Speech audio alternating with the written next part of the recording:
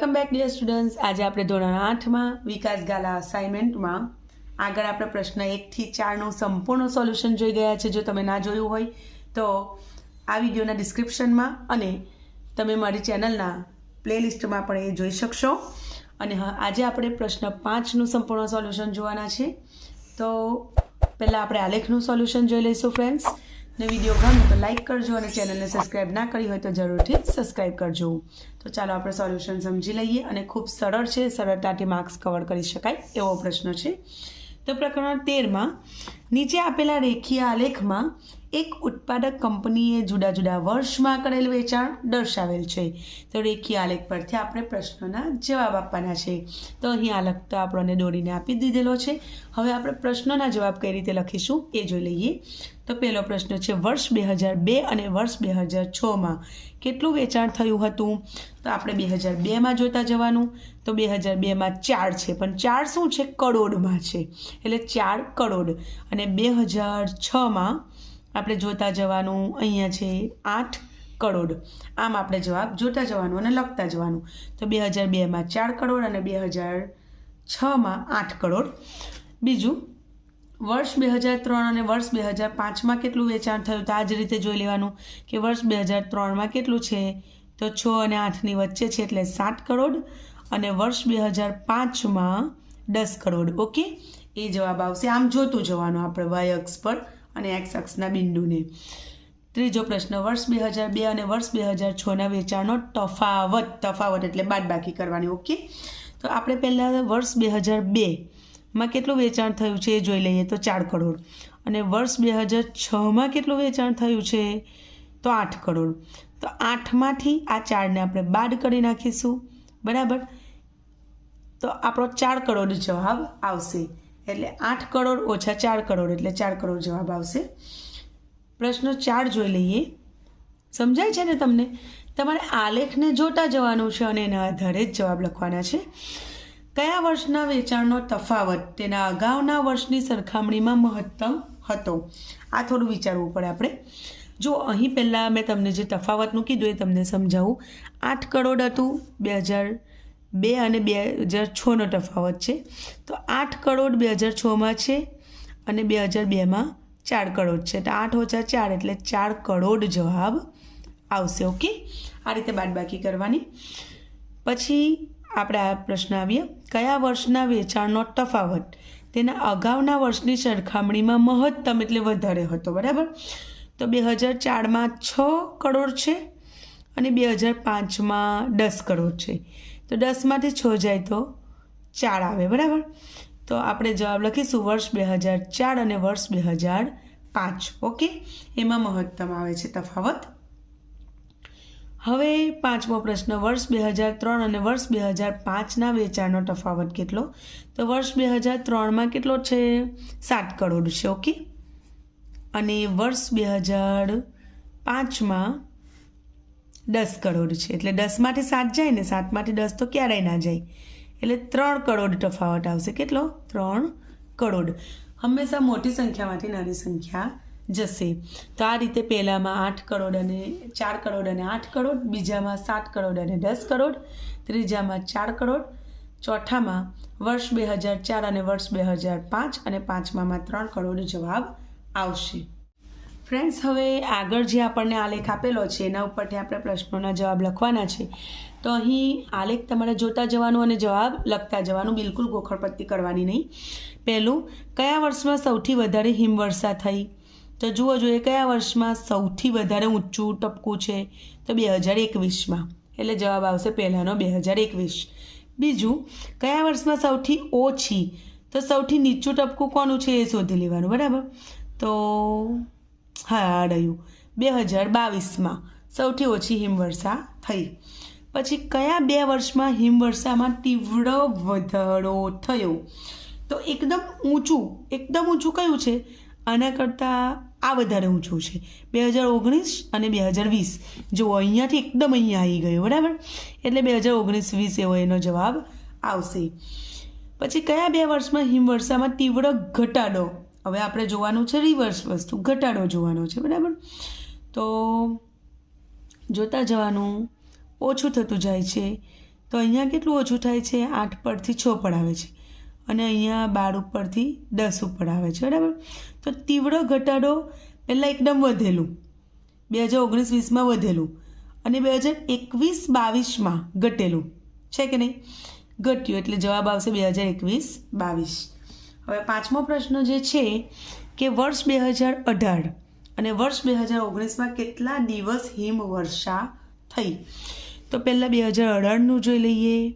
તો 2018માં 8 દિવસ છે, 8 ઉપર ટપકું છે એટલે 8 દિવસ, અને 2019માં 4 દિવસ છે. ઓકે, બસ આપણે અંદર જ જોઈને આન્સર લખવાના છે અને સરળ પણ છે. હવે એ રીતે આપણે આગળ ત્રીજો જે આલેખ આપેલો છે એના આન્સર જોઈ લઈએ, બરાબર. તો અહીંયા આપણને સમય અને અંતર કિલોમીટરમાં દર્શાવેલું છે. આલેખમાં શું દર્શાવેલું છે એ પહેલાં જોઈ લેવાનું. હવે પહેલો પ્રશ્ન છે, એક્સ અક્ષ ઉપર સમય દર્શાવવા માટે શું પ્રમાણમાં લેવામાં આવેલું છે? તો જુઓ, અહીંયા કલાકમાં બધું દર્શાવેલું છે. ઓકે, અહીંયા 8 કલાક પછી 1 કલાક વધ્યો, પછી 1 કલાક વધ્યો, પછી 1 કલાક, પછી 1 કલાક. તો અહીં શું આપેલું છે? એકમ કેટલા છે તે જોઈ લો. અહીંયા 1, 2, 3 ને 4 ખાના છે. અહીંયા 1, 2, 3 ને 4 ખાના છે, બરાબર. એટલે 4 એકમ લઈશું આપણે. એટલે એક્સ અક્ષ ઉપર 4 એકમ, 4 ખાના છે એટલે 4 એકમ બરાબર કેટલા કલાક લીધેલા છે? 1 કલાક. એટલે 4 એકમ બરાબર 1 કલાક, એવો આપણો જવાબ આવશે. બીજું, તપાલીએ આ મુસાફરી માટે કેટલો સમય લીધો? તો જોવું પડે આપણે કે તપાલીએ કેટલો સમય લીધો. તો જુઓ ફ્રેન્ડ્સ, અહીં ટપાલી એક જગ્યાએથી બીજી જગ્યાએ લઈ જાય છે પાર્સલ, અને એનો સમયગાળો આખો આપણે જોવાનો છે. તો અહીંયા 8 થી 9 1 કલાક, 9 થી 10 બીજો કલાક, અને 10 થી 11ની વચ્ચે લગભગ સિમિલર છે, સરખો સમય લાગે છે. અને પછી 11, અને તમે જોઈ શકો છો કે 11 સાડા 11 સુધીનો સમય લાગે છે. એટલે કુલ 3.5 કલાક, 3 કલાક અને ઉપર અડધો કલાક, આમ 3.5 કલાકનો સમય લાગે. તમે 3.5 કલાક લખો તોય ચાલે, સરખું જ કહેવાય.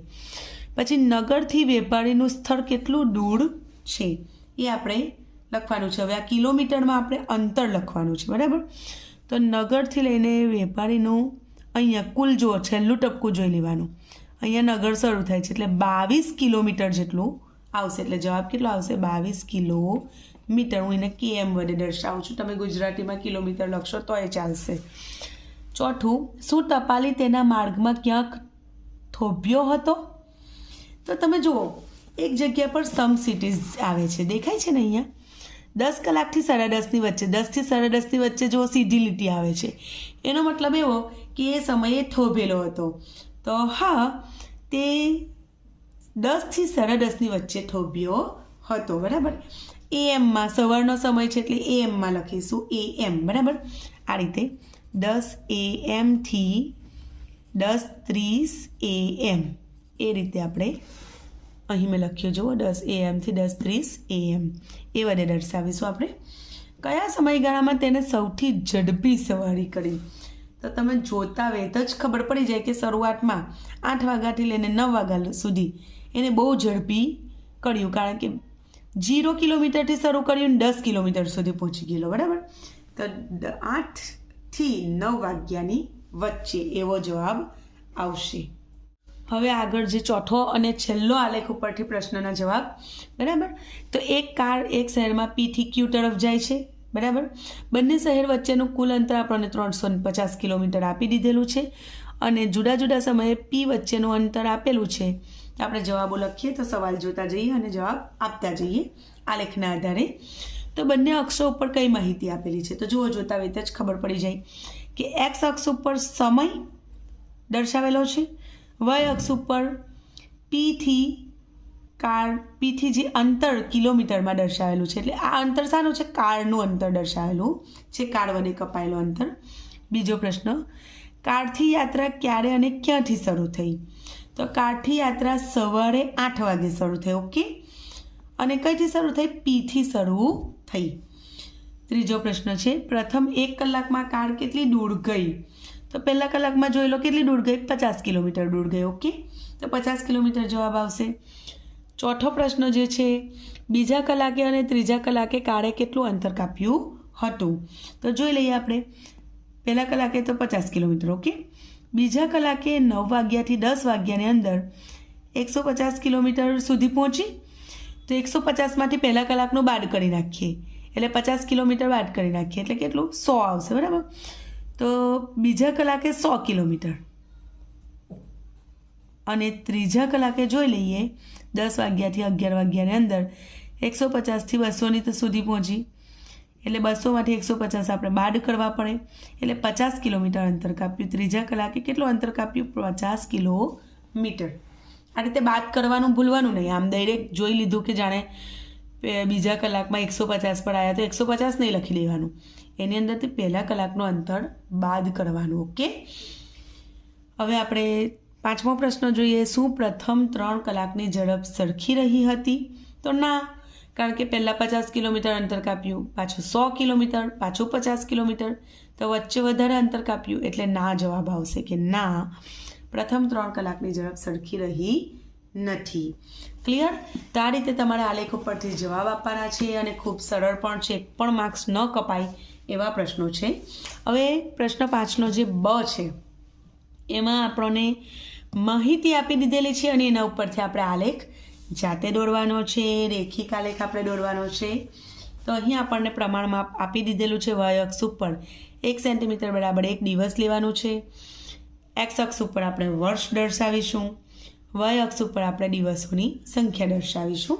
તો ચાલો અહીં મેં આલેખ દોરેલો જ છે, તમને બતાવી દઉં છું. અને એ રીતે તમારે પેન્સિલથી દોરવાનો છે. મેં પેનથી દોરેલો છે પણ તમારે પેન્સિલથી જ આલેખ દોરવાનો પરીક્ષામાં, એ વાતનું ધ્યાન રાખવાનું. તો જુઓ, અહીં પ્રમાણ માપ મેં પહેલાં જ લખી દીધેલું છે. વાય અક્ષ પર 1 સેન્ટીમીટર બરાબર 1 દિવસ, એના માર્ક્સ હોય છે, એ ભૂલવાનું નહીં, બરાબર.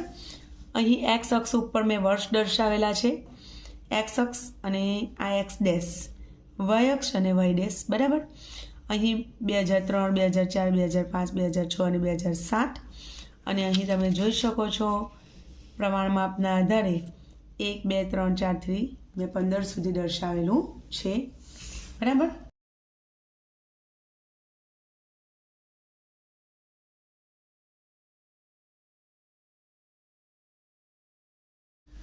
તો આપણે આલેખ દોરવામાં શું જોઈશું? તો 2003માં 8 દિવસ આવશે તો 2003ની ઉપર જતા જઈશું અને 8ની સામે ટપકું કરીશું. 2004માં 10 તો 2004ની ઉપર જતા જઈશું અને 10ની સામે ટપકું કરીને ગોળ કરીશું. 2005માં 5 તો 2005માં વળી પાછા નીચે 5ની સામે ટપકું કરીશું. 2006માં 12ની સામે અને 2007માં 10ની સામે ટપકું કરીને ગોળ કરીશું. અને ખૂબ ઇઝી છે. પછી માપપટ્ટીની મદદથી બધા ટપકાને શું કરી દઈશું? જોડી દઈશું. આ રીતે તમારે એકદમ વ્યવસ્થિત પેન્સિલની મદદથી પ્રમાણ માપ દર્શાવીને આલેખ દોરવાનો રહેશે. ફ્રેન્ડ્સ, હવે જે બીજું છે તો અહીં કોષ્ટકમાં તમે જોઈ શકો છો પ્રમાણ માપ આપણને વાય અક્ષ પર 1 સેન્ટીમીટર 0.5 સેલ્સિયસ કીધેલું છે. એક્સ અક્ષ ઉપર આપણે આ ટાઈમ લઈશું 6, 7, 8થી લઈને 12, બપોરના 12 વાગ્યા સુધીનો. અને ટેમ્પરેચર આપણને તમે જોઈ શકો છો કે ટેમ્પરેચરનું સૌથી વધારે માપ કેટલું છે? તો સૌથી વધારે માપ 38 છે, બરાબર. તો આપણા આલેખમાં આટલું બધું ના આવી રહે એટલે આપણે અહીં વાય અક્ષ ઉપર આ જ વાતનું ધ્યાન રાખવાનું છે કે આ રીતનું દોરવાનું. એટલે કે આપણે શૂન્યથી શરૂઆત નથી કરી, વચ્ચેથી શરૂઆત કરી છે. અને અહીં આપણે 35થી શરૂઆત કરીશું. સૌથી નાનો અંક જે છે એ આપણને રકમમાં 35.5 આપેલો છે તો આપણે 35થી સ્ટાર્ટ કરીએ અને વાય અક્ષ ઉપર આપણે પ્રમાણમાં 0.5 સેલ્સિયસ એટલે 0.5 સેલ્સિયસ આપણે લેવાનું છે. તો અહીં વાય અક્ષ ઉપર 35 એમાં 0.5 ઉમેરો એટલે 35.5, એમાં 0.5 ઉમેરો એટલે 36, એમાં 0.5 ઉમેરો એટલે 36.5. એ રીતે આપણે તાપમાન લઈશું. અને સમય તો એકદમ ઇઝી છે. 6, 7, 8, 9, 10થી લઈને 12 નૂન સુધીનો સમય લઈશું. તો હવે આપણે રકમના આધારે ટપકા કરી લઈએ. તો હું તમને બતાવતી જાઉં અને બોલતી જાઉં, તમે સેટ જોઈ લેજો તમારી એમાં. તો 6 વાગે 35.5 ઉપર, 7 વાગે 36 ઉપર, 8 વાગે 38 ઉપર, 9 વાગે 37 ઉપર, 10 વાગે 36.5 ઉપર, 11 વાગે ફરી પાછું 36.5 ઉપર અને 12 વાગે 37 ઉપર ટપકું કરવાનું. અને આ રીતે ફૂટપટ્ટીની મદદથી બધા ટપકાને જોડી દેવાના. તો ખૂબ સરળ જ છે. આ એક વાતનું ધ્યાન રાખવાનું છે તમારે કે વચ્ચેથી લેવાનું છે તો આ રીતનું દોરજો અને તમારે સૌથી મોટી સંખ્યા પહેલાં જોઈ લેવાની, ઉતાવળ નહીં કરવાની, જેથી તમને ખબર પડે કે પ્રમાણમાં કઈ રીતે સેટ કરવાનું છે. હવે ત્રીજો આપણે આલેખ દોરવાના છે. તો આલેખ જોઈને ના આવડે બેટા, તમારે આલેખ પેપરમાં પ્રેક્ટિસ કરવાની. ઓકે, તો ત્રીજું છે નીચેની માહિતી માટે રેખીય આલેખ દોરવાનો છે. તો આપણે એક્સ અક્ષ ઉપર દર્શાવીશું, પરિમિતિ સેન્ટીમીટરમાં આપણે વાય અક્ષ ઉપર દર્શાવી દઈશું. સૌથી મોટો આંકડો 28 છે અને અહીં આપણને કીધેલું છે કે 1 સેન્ટીમીટર બરાબર 2 સેન્ટીમીટર તમારે પરિમિતિ લેવાની છે. એટલે એક ખાના બરાબર આપણે 2 લઈશું. એકદમ સરળ છે આ તો. જો અહીંયા 2, 3, 4, 5 જે રીતે આપણને રકમમાં આપેલું છે એ રીતે એક્સ અક્ષ ઉપર લઈ લીધું. એ ચોરસની બાજુની લંબાઈ સેન્ટીમીટરમાં આપેલી છે અને વાય અક્ષ પર આપણને કીધેલું જ છે કે 2 લેવાનું છે, બરાબર. 2 સેન્ટીમીટર પરિમિતિ એટલે 2, 4, 6, 8, 10થી લઈને તમારે 30 સુધી મેં લીધેલું છે. તમે તેથી આગળ લેવું હોય તો લઈ શકો છો. હવે રકમના આધારે આપણે તબક્કા કરવાના છે. તો જ્યારે 2 લંબાઈ હોય ત્યારે 8, જ્યારે 3 હોય ત્યારે 12, જ્યારે 4 હોય ત્યારે 16ની સામે ટપકું કરવાનું, 5 હોય ત્યારે 20ની સામે, 6 હોય ત્યારે 24ની સામે અને 7 હોય ત્યારે 28ની સામે. માપપટ્ટીની મદદથી આ રીતે તબક્કા જોડશો તો તમને એક રેખીય આલેખ, સુરેખ આલેખ જોવા મળશે. અને ખાસ કરીને પ્રમાણમાપ લખવાનું બિલકુલ નહીં ભૂલવાનું. પ્રમાણમાપ વાય અક્ષ ઉપર 1 સેન્ટીમીટર બરાબર 2 સેન્ટીમીટર પરિમિતિ લીધેલ છે. અને છેલ્લો ચોથો આલેખ આપણે જોઈ લઈએ. એ પણ બહુ સરળ છે. અહીં પ્રમાણમાપ આપણને વાય અક્ષ પર 1 સેન્ટીમીટર બરાબર 250 રૂપિયા લીધા કીધેલું છે, એટલે એટલા જ લેવાના આપણે, બરાબર. તો અહીંયા પાછું વચ્ચેથી શરૂ કરવું પડશે, કારણ કે જો અહીંયા સૌથી મોટી સંખ્યા 1250 છે. આટલું બધું ના આવી રહે આપણે 100થી સ્ટાર્ટ કરીએ તો. એટલે આપણે આ રીતે લઈ લઈશું 250, 250 ઉમેરતા જઈશું. 0થી 250, પછી એમાં 250 ઉમેરો એટલે 500, એમાં 250 ઉમેરો એટલે 750. એ રીતે 250 ઉમેરતા જવાનું છે. ઓકે, અને અહીં 10, 15, 20, 25 જે રીતે આપણને રકમમાં આપેલું છે એવી રીતે પેટ્રોલની માત્રા આપણે લીટરમાં લઈ લીધેલી છે. અહીં પેટ્રોલનું મૂલ્ય રૂપિયામાં લઈ લીધેલું છે. અને જ્યારે 10 લીટર હોય તો 500 રૂપિયા, 15 લીટર હોય તો 750 રૂપિયા, 20 લીટર હોય તો 1000 રૂપિયા, 25 લીટર હોય તો 1250 રૂપિયા. એ રીતે તબક્કા કરશો અને જોડશો એટલે સુરેખ આલેખ મળશે. અને આ રીતે પ્રમાણમાં પણ તમારે લખવાનું, વાય અક્ષ પર 1 સેન્ટીમીટર બરાબર 250 રૂપિયા. તો ફ્રેન્ડ્સ, જો તમને આ વિડીયો ઉપયોગી બન્યું હોય તો વિડીયોને લાઇક કરવાનું બિલકુલ ના ભૂલતા અને તમારા ફ્રેન્ડ્સ સાથે પણ શેર કરજો, જેથી એમને પણ આવડે. અને હા, આગળનો પ્રશ્ન આપણે નેક્સ્ટ વિડીયોમાં જોઈશું. નહીંતર આ વિડીયો બહુ લાંબુ થઈ જશે. તો ફરી મળીશું એક નવા વિડીયો સાથે. ત્યાં સુધી આવજો.